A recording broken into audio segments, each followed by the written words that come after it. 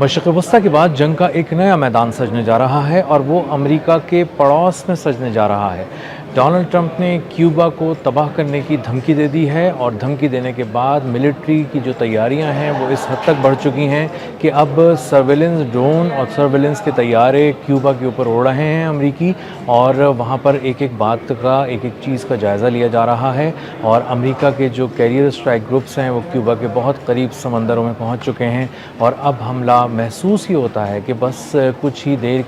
کچھ ہی گھنٹوں کی بات رہ گئی ہے۔ میرا نام اظہر علی خان ہے اور آپ دیکھ رہے ہیں آج کی بات۔ امریکہ ایران میں مکمل طور پر ناکام ہو چکا ہے، آبنائے ہرمز کا کنٹرول نہیں کھلوا سکا ہے، تجارت کو اپنے حفاظتی حصار میں بحال نہیں کرا سکا ہے، اور ایران کو کسی بھی طرح اس بات کا پابند نہیں کر سکا ہے کہ وہ آبنائے ہرمز سے گزرنے کا ٹول وصول نہ کرے۔ اور یہ جو ایک ناکامی ہے اس سے پتہ چلتا ہے کہ وہ کتنا زیادہ ڈونلڈ ٹرمپ پریشان ہیں، اور اسی فرسٹریشن میں انہوں نے پچھلے 3 دن کے اندر 2 بڑے حملے ایران پر کر دیے ہیں، لیکن ایران نے بھی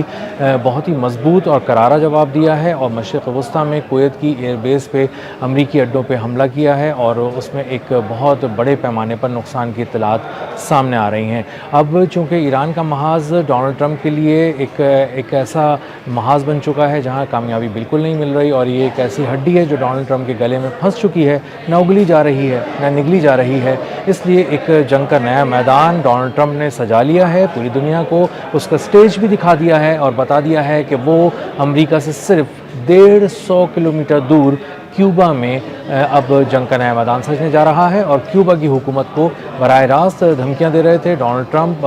اور مارکو روبیو، اور اس کے بعد اب وہاں پر بہت زیادہ جنگی تیاریاں بہت تیز ہو چکی ہیں، بہت زیادہ بڑے پیمانے پر تیاریاں مکمل کر لی گئی ہیں۔ کیریبین میں جو سمندر ہے اس میں امریکہ کے جو بحری بیڑے ہیں،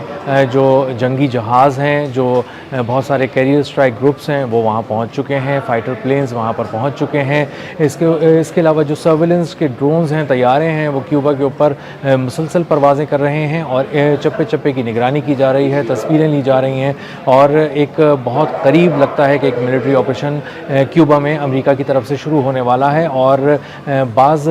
جو رپورٹس ہیں ان میں تو یہ بھی کہا گیا ہے کہ اب ایک گرین سگنل کا انتظار ہے ڈونلڈ ٹرمپ کی طرف سے امریکہ کی بحریہ کو، اور جیسے ہی وہ سگنل ملے گا ایک بہت بڑا اٹیک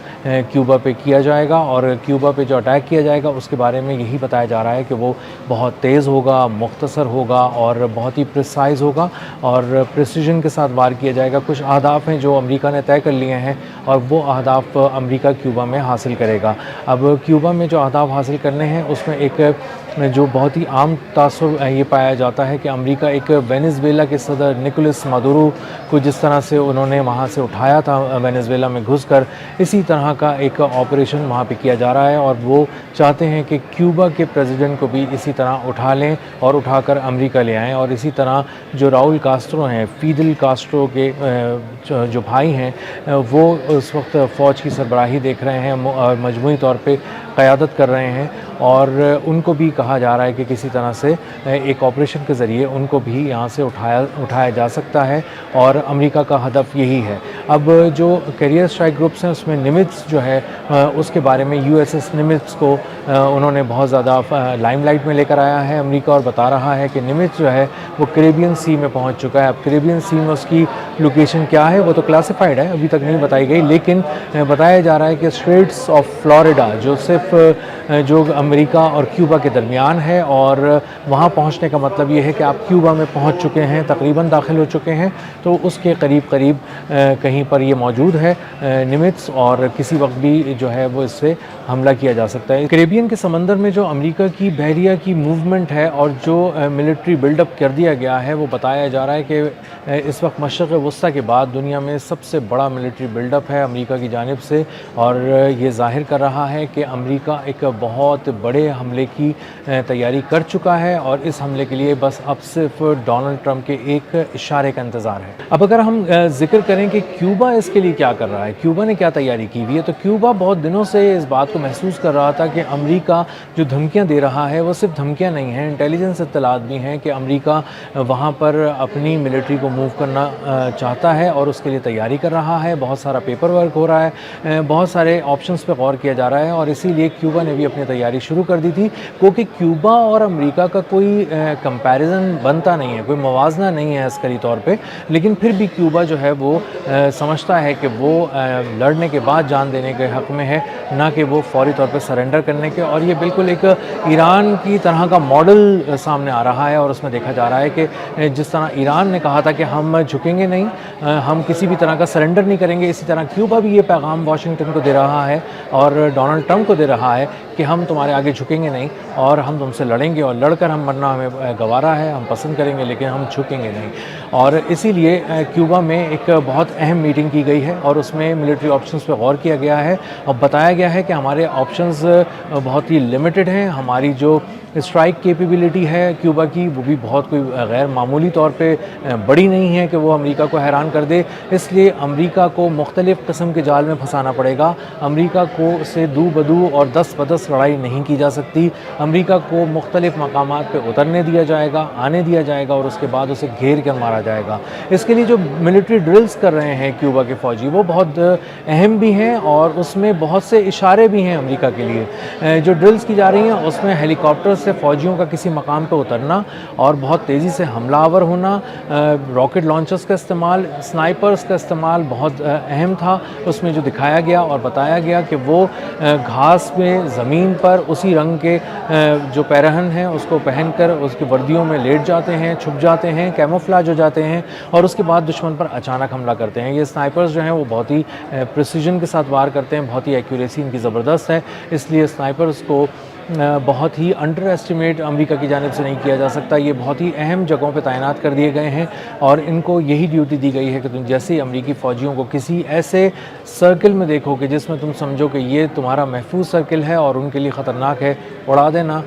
बिल्कुल किसी इशारे का इंतज़ार मत करना। इसी तरह उन्होंने बहुत सी खंदकें भी खोद रखी हैं और क्यूबा की फ़ौज ने जो खंदकें खोद रखी हैं उसके अंदर फ़ौजी भी हैं और उनका फ़ौजियों का साजो सामान भी है और वो मिलिट्री ड्रिल्स के अंदर ज़मीन के नीचे से निकलकर बाहर आकर दुश्मन पर हमलावर होने का एक मुजाहरा कर चुके हैं और मुसलसल इसको अपनी वीडियोस में भी शेयर कर रहे हैं ताकि अमेरिका को ये बात पता चल जाए कि ज़मीन में कहीं से भी क्यूबा के फ़ौजी निकल आएंगे और अचानक उनके कदमों को जकड़ लेंगे और उसके बाद उनके फ़ौजियों को, उनके सील्स को गिराकर कहीं गायब कर देंगे और शायद अमेरिकी फ़ौजियों की लाशें भी क्यूबा में ना मिलें और उन्हें गायब कर दिया जाए, क्योंकि उनको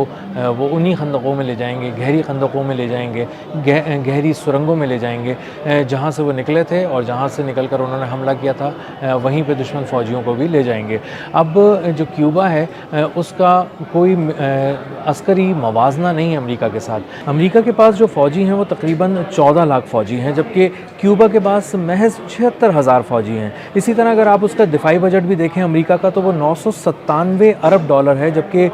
क्यूबा का डॉलर 1 अरब डॉलर से भी बहुत पीछे है। और इसी तरह अगर आप कहें कि उनके एयरक्राफ्ट्स कितने हैं अमेरिका के पास, तो 12,700 उनके एयरक्राफ्ट्स हैं, जिसमें 3,101 जो जंगी लड़ाका तैयारे हैं। क्यूबा के पास महज ये सिर्फ 20 हैं। तो इससे अंदाज़ा ये होता है कि अमेरिका और क्यूबा का कोई अस्करी मवाजना नहीं है। अमेरिका बहुत आगे खड़ा है। अमेरिका इस वक्त दिफाई तौर पे पहली